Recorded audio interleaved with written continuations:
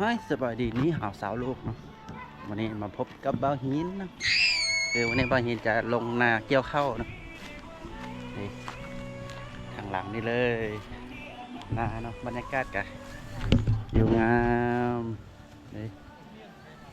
ห้อมภูห้อมผานะคักๆบัดนี้เดี๋ยวจะพาลงไปเบิ้งไกลๆนะโอ้เกือบเหมาะวะโอ้นะน้ำท่วม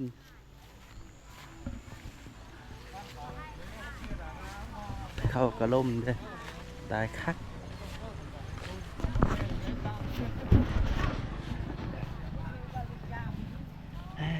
เห็นนาแล้วก็ท่อเลย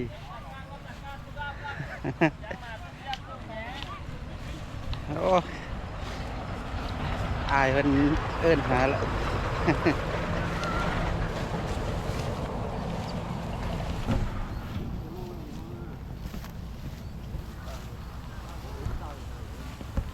มีแต่ผู้บ้าเว้ยเข้านอนเกี้ยว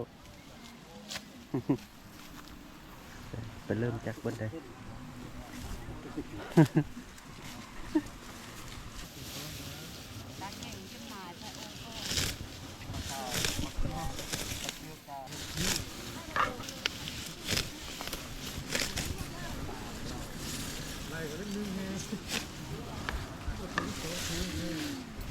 เอาลมแทะลมว่าทางนี้แห้งบ่เห็นฮอดห่วงเข้า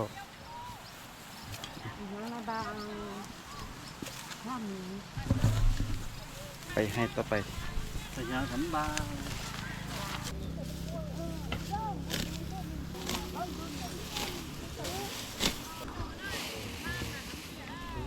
ไปจะแล้วไหนอีกน้อยหนึ่งอยู่แถวนี้นะครับซ้ำเขาล่มเนาะเขากองพืชหมดนี่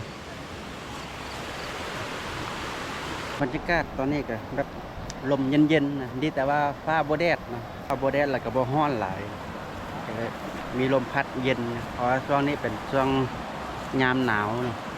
ก็เลยเฮ็ดให้เย็นน้อยหนึงก็เหมาะกับเข้ากับบรรยากาศแหละยามเกี่ยวข้าวเด้เนาะกับยามหนาวเด้มันก็เลยแบบเย็นๆจิก็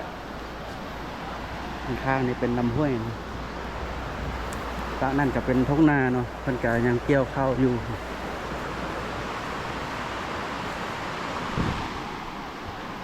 ลำห้วยก็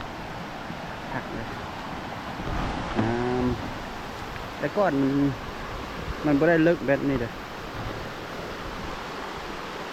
ตอนนี้น้ำเซาะลงไปลึกมาแล้วอันนั้นตรงภูผานะ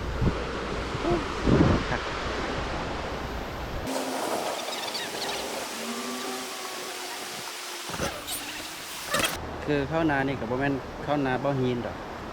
แต่เป็นข้าวนาของพ่อลุงแม่ป้ามาช่วยเพิ่นตอนนึงจักสิแล้วหรือบ่แล้วเนาะก็แล้วแต่คนเนาะถ้าว่าเกี่ยวไวก็จะแล้วถ้าบ่ไวก็อาจจะยังเดี๋ยวไปนี่ไปเกี่ยวต่อเนาะบัดนี้ขึ้นมากินน้ำบ่ฮู้ว่าตอนนี้จักโมงแล้วบ่ได้เอาโทรศัพท์มา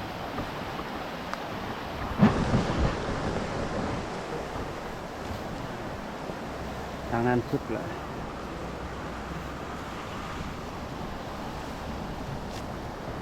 ที่เพื่อแต่คิดว่าฝนจะตกมาตกแล้วมาเกี่ยวเข้าพักผ่อนพักผ่อนจิตแกล้มกัน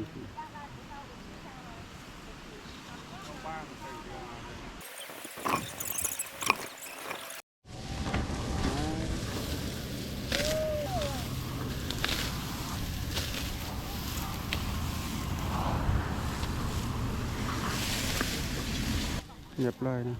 แล้วเพียงแสะแหละเคสนะตอนนี้ก็เกี่ยวแล้วเลยนะน้อยนึงแต่ก็ของเพิ่นตัวเองว่ามีก็ว่าของเขาน้อยนะก็ จะมีประมาณนี้เนาะเอาแล้ว